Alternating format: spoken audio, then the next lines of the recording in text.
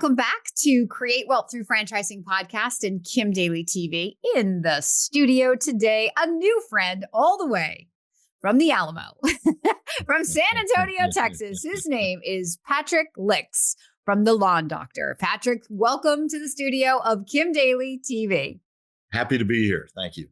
I am so happy to have you here. All right, so we're going to dive into your juicy story. You're going to tell us what was happening in your life when you woke up and said, well, I need to do something different. Boy, that's a good question. And I probably have to start years ago, having worked in corporate America, having started that in 1992, worked for the same company for 26 years and grew with that organization to a pretty high level role. And one day, new CEO came in and said, we're going to get rid of this whole division. So myself and 6 or 7 of my peers were all removed that day from pretty high level positions. So 26 years, a new guy comes in and everything you've given is for nothing. Correct. Literally, I got an email for a phone conversation on Friday after Thanksgiving that would occur on Monday morning at 9:10. So very specific time. And then in that 9 o'clock hour, in that 9 o'clock time to 9:10, one of my peers just called me and said, I was let go. So I knew that mine was coming. Pretty heavy commitment to that company and really dedicated to it. And that didn't matter. Still wasn't ready to make the leap. Tell us what your job was. Like what role did you play in the company and as you moved through the ranks for 26 years? I was the region manager over what they call the Southwest region. It was the most profitable region in the entire company in dollars. It was the most profitable company in margin rate. I mean, because you were there. We grew the most every year since I had been in that role. And that was my finishing role. And so I kind of felt like they removed me from the very top. And they took care of me upon my exit. Don't get me wrong, but still some hard feelings there after that kind of commitment. Sure. What industry were you in? I was in lawn care. Okay. So you had this profitable career in lawn care. New CEO comes in, 26 years, you're out. We don't need you anymore. Thank you for your service. Here's your severance. Merry Christmas. That's right. That's okay. Exactly right. Now what happens? You said you still weren't ready. What happened then? Well, I was probably ready, but just scared. So I had some friends in the heating and air business in a national organization. And so that was kind of the first call that I made, and ultimately ended up in a role as a general manager and, probably a $30 to $50 million business, depending upon where I was. But I moved to Southern California for that. And then didn't like it out there. They moved me to Florida for another year. And then I just hated the business. I know a lot of guys love it, but I had no knowledge, got limited training, figured a lot of stuff out on my own, but I just didn't like the kill to eat business model.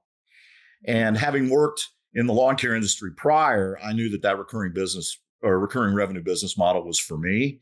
And that then, after the end of those 2 years, I'm not sure whether I got fired or whether I quit. It was one of those conversations. It's a little gray. Yeah. When I went home, I probably waited a few days, but kind of knew that was my next step, is to do something on my own. Of course, I've had people tell me that my whole life. You should just do this on your own. You'd be much better at it. And I would tell people to believe that if people see that in you. I called Lawn Doctor. I called one other franchise organization. And the thing that impressed me most about Lawn Doctor was their transparency. They wouldn't answer questions they didn't know the answer to. And then they answered solidly the ones that they did. And the way they had me reach out to the other business owners within the network was very a positive and enlightening experience. And it was a pretty quick and easy transition for me. And that was how many years ago? 4. So you've been in the business now for 4 years. Yes. Okay. So I want to go back and just fill in a couple gaps in the story that I wanted to ask you, but I didn't want to interrupt you. So you moved from is San Antonio home? So I was in Fort Worth at the time, and I moved that whole other country over there in Texas. Okay. You do move a wife and kids, or are you a single guy? It was just me. Okay. Yeah, So you so didn't have single guy at the time, lots and of teenagers yelling at you. A lot of people find that that's where I was going. A lot of people find themselves in that position where a company says, see you later. And then they have high school kids and they're like, I'm not going to uproot my entire family. And right, so then they feel very limited or trapped for what's next, especially if they're not in like a thriving city like a Dallas, let's say, like, where right. there's like so much industry and so much opportunity. And then that's often a fork in the road where people will start to think, what else could I do? And franchising might be something, especially if they bump into Kim Daly TV, that they consider. So in your case, all of those pieces were there, except no family. So you were able to be mobile and say, okay, if that's where the opportunity takes me, I'll move. I'll try it. You tried it.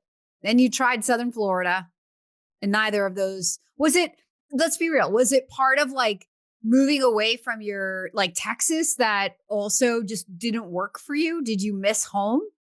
No, it was the nature of the culture in the organizations. Okay. The last organization I was at, it was a lot of yelling, a lot of people positioning themselves in certain ways on certain topics. It was all just a joke. And I don't need somebody yelling and screaming at me like I'm a little kid. Right. And teach me, don't scream at me.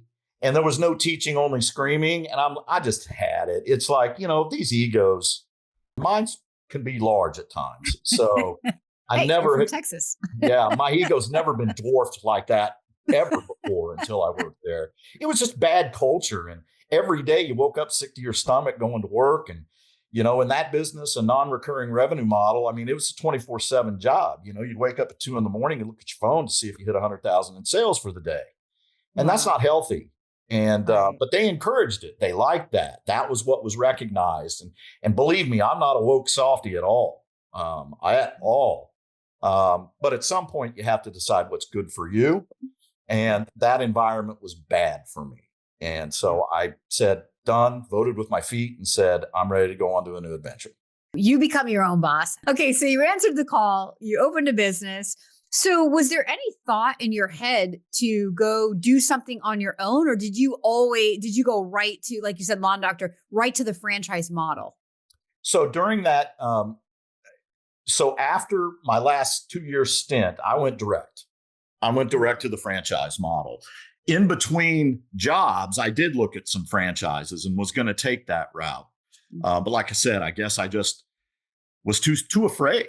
And, that the thought was, okay, if I do this and I got all this money out and no guarantees of money coming back in, that was just too fearful for me at the time. And then after I'd had enough, after 2 years at the most recent company, I'm like, okay, it's time to bet on myself and not be so afraid. Know that you can generate revenue. You can have more revenue come in than expenses going out. And that's worked out great.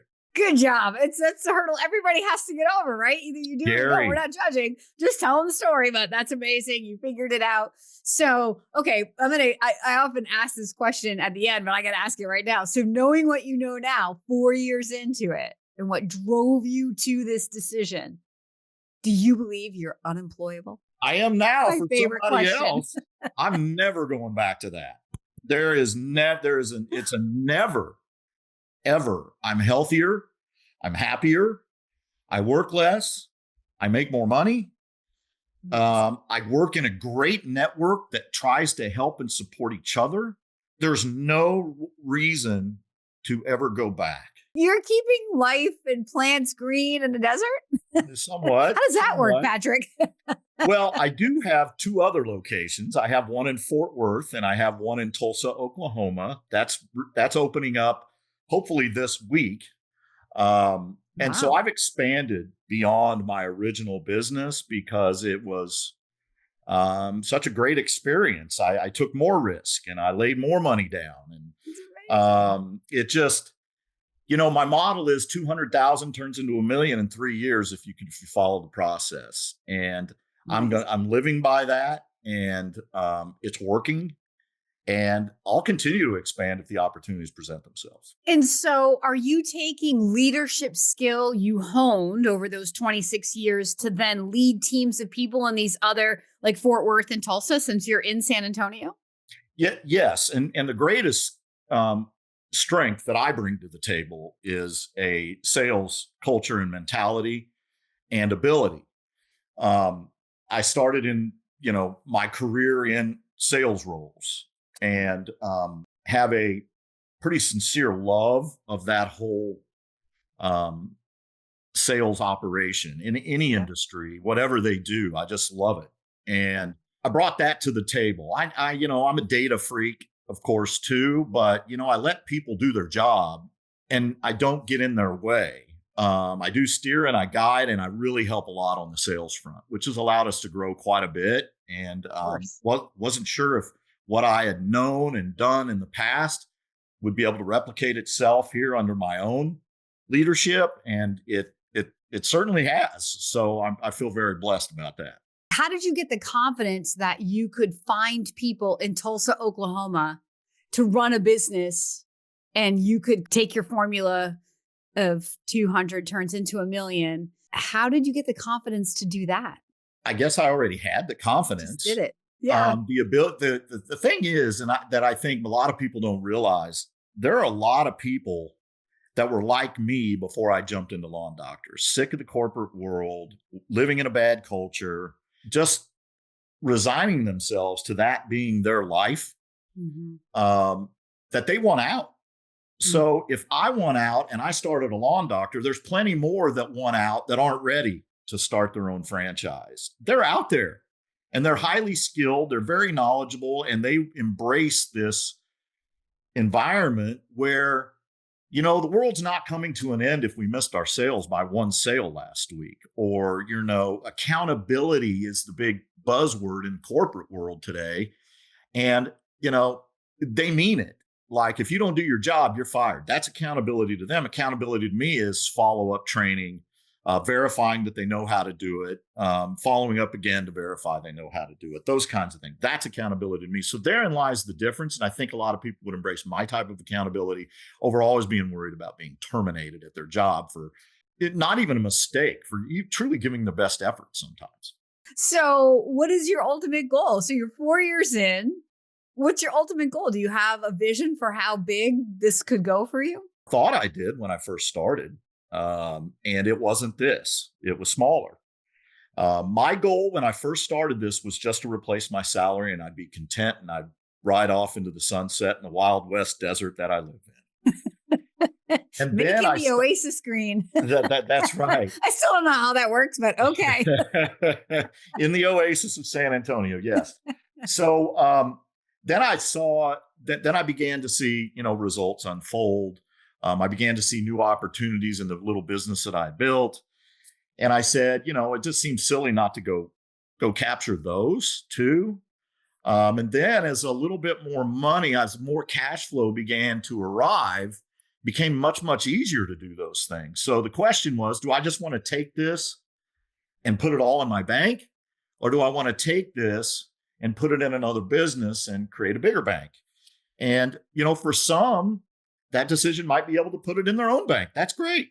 But for me, I'm taking a good portion of that and, just rolling it over to something new. It's really good. Do you do any coaching or development with any other lawn doctor franchisees? Are you in any kind of small group or small group leader? I feel like you would be. So I'm not right now. I think because there's a lot of legacy lawn doctor guys who are really good. I just think they probably count on those. I'm probably inching my way into that neighborhood, I would imagine. I do talk to a lot of potential franchisees, guys that are entertaining the idea, similar to what I had done. Stuck at the fear level. Yep. Yeah. And it's enjoyable talking to them. And I have some reach out to me, to identify how I'm growing so much and so fast. And I got nothing to hide. I'll share all of it. I don't compete with anybody at Lawn Doctor. We have our own territories. So right. I'll share it all.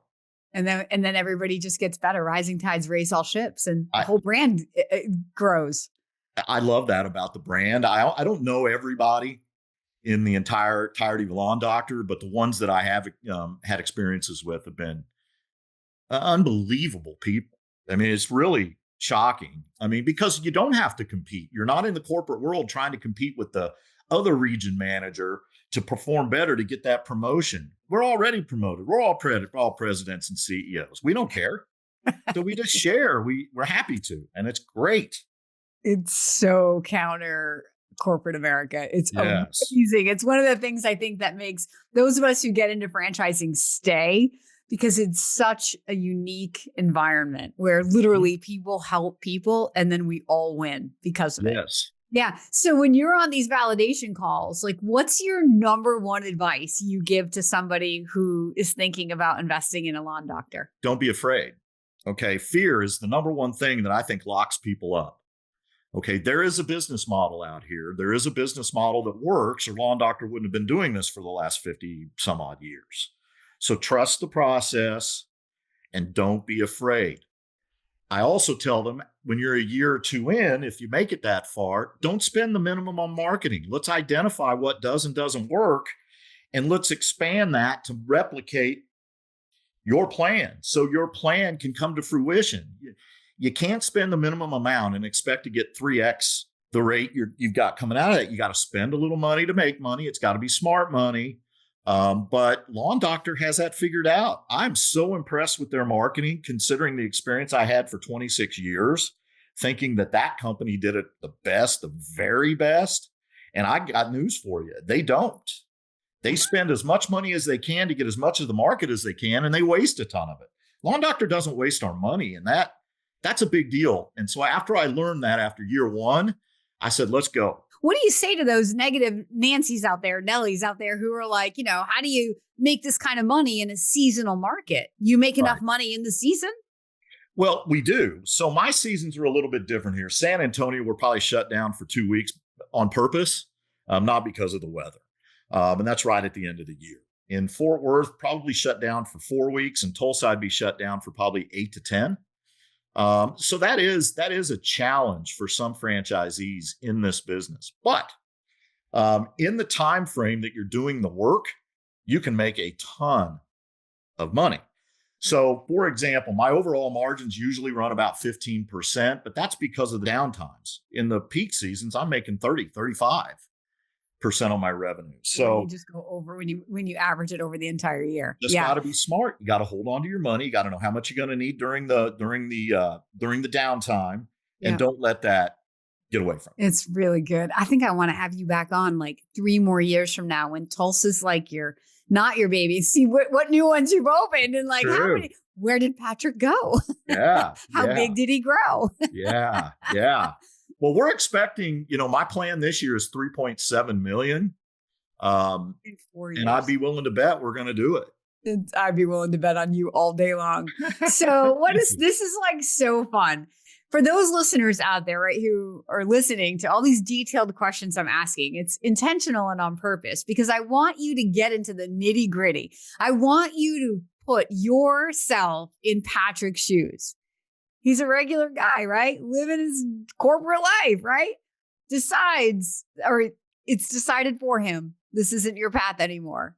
How many of you listeners out there, how many of you have found yourself right there at that fork in the road? And then you go back and pick another job, and I'm not judging. Right. But at some point, you're going to be like, I can't do this anymore. I know you are, because I've been doing this franchise consulting for 22 years, and I've met tens of thousands of you at that fork in the road. And I want to meet you at that fork in the road. That's the point of this interview and this show, to inspire you to take his words, not just the Daly coach's words, to take Patrick's words. He was afraid. It's what held him back. It's what took him on the journey through HVAC. And it's not wasted. It's all good experience. But maybe he'd be 6 years in instead of 4 years in. Maybe he'd have 6 territories instead of 3 or 4 or whatever he has. I mean, who knows? He's here now and he's doing amazing. He gave you his numbers. They sound amazing. But if you're out there and you're a little bit worried, I just want you to make the first step, which is to just reach out to the Daly Coach. Just follow the link in the description below and let's open up the conversation. You may or may not be ready, but you're never going to know by sitting on the sideline. The only way you're going to know is to take the first step. Patrick took the first step. 4 years later, look where he is. He's a guest on Kim Daly TV. I mean, he's made it big time. And I feel it. I love this man. It's a very, very inspiring story. I'm proud of my team. Oh, that's so good. But take some ownership of that too, because I you will. deserve it. I will at the end of the year. At the end You of the year, when it all happens and we hit my plan, I'll say, okay, good job, Pat. But otherwise, everybody else is making it happen. It's so good, but you're the leader of all of that. I'm going to throw it back on you, boss man. Fair enough. You're amazing. God bless you. What a super pleasure it is to meet you today. Thank you for being our special guest here today on Kim Daly TV. My pleasure. Yeah, real. My pleasure. Let me tell you.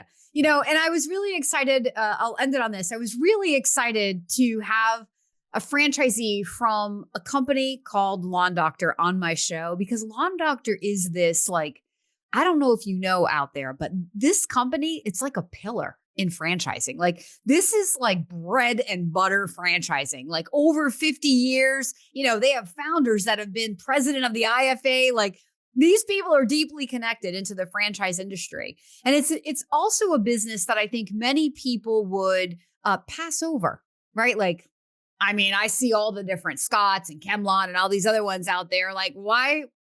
But that's where you trip yourself up. And it's why Kim Daly has a business. It's a story that I'm not going to validate to you, but it's a story that once you get into a process with a company like this and you get access to somebody like Patrick, who worked for a competitor and chose this franchise, right? He's going to tell you the whys. So you don't have to go make up the answers to the things that you're tripping over on your own.